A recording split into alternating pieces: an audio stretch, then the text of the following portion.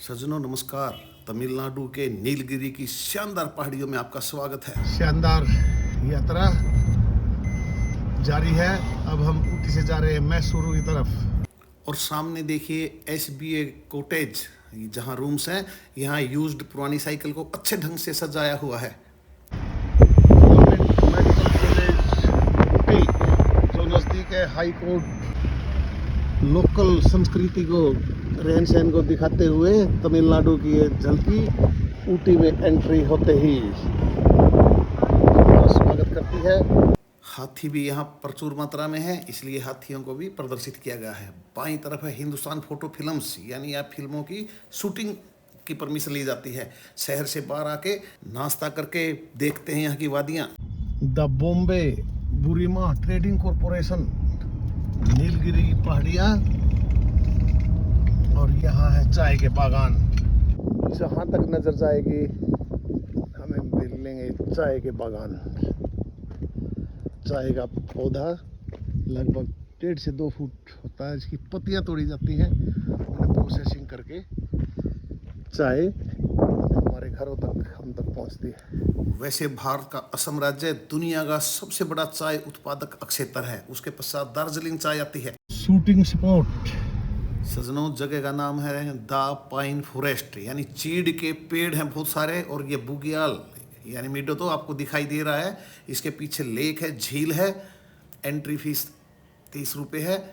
और यहाँ साल भर फिल्मों की शूटिंग होती रहती है। वर्किंग डे होने के बावजूद यहाँ इस समय भी भीड़ है। मुद्दुमलाई टाइगर रिजर्व वेलकम्स अस।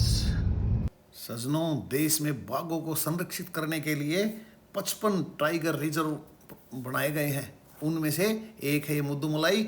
जब ये खत्म होएगा, इसके साथ ही आ जाएगा बांदीपुर टाइगर रिजर्व, जो कि कर्नाटक में है। ये है बांदीपुरा का सघन वन जंगल, जिसमें से केवल आपको सड़क पर से बिना हॉर्न बजाए कम स्पीड में, क्योंकि हर थोड़ी दूरी पर ब्रेकर है। ये है चंदन तस्कर वीरप्पन। इस क्षेत्र में आए और इसका जिक्र ना हो, ऐसा संभव नहीं है। ये 36 साल तक कर्नाटक, तमिलनाडु और केरला की पुलिस के लिए सिरदर्द बना रहा। अभी तक इस क्षेत्र में हमें केवल हिरण दिखाई दे रहे हैं। हाथी और शेर अभी तक दिखा नहीं है। यहाँ चंदन की लकड़ी प्रचुर मात्रा में होती है। इसके अलावा सांगवान, बांस, बबूल और आंवला भी यहाँ हम देख सकते हैं। सामने आ गया है स्वागत द्वार, क्योंकि तमिलनाडु राज्य की सीमा समाप्त हो गई है। वेलकम टू कर्नाटका स्टेट और welcome to Bandipur tiger reserve. Bandipur tiger reserve में 200 से अधिक टाइगर और 3500 से अधिक हाथी होने का अनुमान है। लेकिन इस सघन वनस्पति क्षेत्र में हमें बंदर, हिरण के अलावा अब ये राष्ट्र पक्षी मोर दिखाई दिया है। बिल्कुल निर्भय होकर हिरण और लंगूर सड़क के ठीक बीच में आ गए हैं। सजनों, केले के पेड़ तो देखे आपने, सुने हैं। ये देखिए केले के खेत, पूरा खेत केले से। ये नहीं पास में दूसरा खेत है, वो भी केले से। उससे आगे और खेत है, वो भी केले का खेत है। और ये सब है मैसूर से लगभग 15 किलोमीटर बांदीपुरा की तरफ। मैसूर से 15 किलोमीटर पहले वेलकम टू दक्षिण काशी नंजनगुड, बाईं तरफ कन्नड़ में, दाईं तरफ इंग्लिश में लिखा था। यही है भोलेनाथ का दक्षिण भाग स्थित मंदिर, विशाल मंदिर। और ये देखिए बाबा के नंदी के सींग, बीच में जो गुम्बद। प्रभु शिव के दर्शन करने से पहले ये श्रद्धालु काबिनी नदी है, ये जो कावेरी की सहायक नदी है, यहाँ स्नान करते हैं। नंजनगुड इस नाम से आप ज़्यादा परिचित तो नहीं होंगे, लेकिन अब जान लीजिए ये शहर है मैसूर के पास, और इसे काशी, दूसरी काशी कहा जाता है। भोलेनाथ की नगरी कहा जाता है इसे, दक्षिण की नगरी है। देव शंकर महादेव की जय। जय भोलेनाथ। है दक्षिण भारत की काशी नगरी, नाम है नंजान, स्थित 9 मंजिला और 120 फुट ऊंचा गोपुरम, जहां भोले बाबा निवास करते हैं। भोले बाबा की नगरी माना गया है इसको, जैसे काशी को माना जाता है।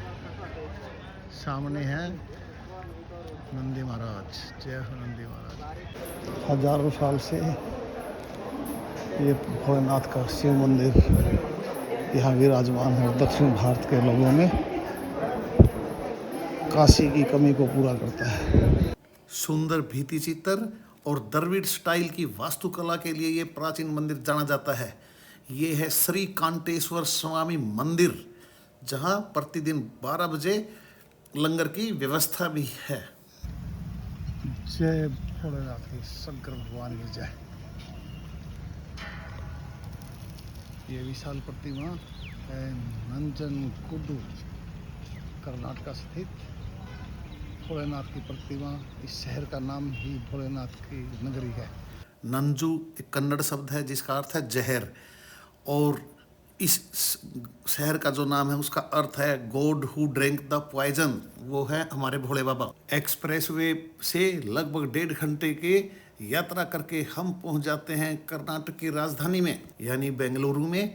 कार मालिक को उसकी गाड़ी सौंप दी है, चेक करा दी है, और उनका धन्यवाद करके अब हम जा रहे हैं एयरपोर्ट पर।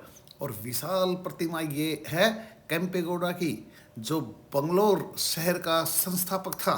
शीघ्र ही हम एयरपोर्ट पर पहुंचने वाले हैं, और एक अद्भुत डिजाइन का टावर है, जहां से गुजरने पश्चात हम आ गए हैं डिपार्चर्स टर्मिनल 1 पर। अंतर्राष्ट्रीय हवाई अड्डा है और विदेशी लोग खूब आते हैं, तो काफ़ी बड़ा और शानदार है। उस कुछ समय पश्चात हम हैं अपनी सीट पर, इंतजार कर रहे हैं जहाज के उड़ने का। शीघ्र टेक ऑफ होने वाला है और लगभग 2.25 घंटे में हम उतरने वाले हैं टर्मिनल 1 दिल्ली। 3 लायंस, 3 मोर लायंस, ये है दिल्ली एयरपोर्ट टर्मिनल 1। 7 दिवसीय यात्रा को संपन्न करके आज हम होंगे अपने रेजिडेंस पर। चैनल को शेयर करें, सब्सक्राइब करें। धन्यवाद। जय हिंद। मिलते हैं शीघ्र।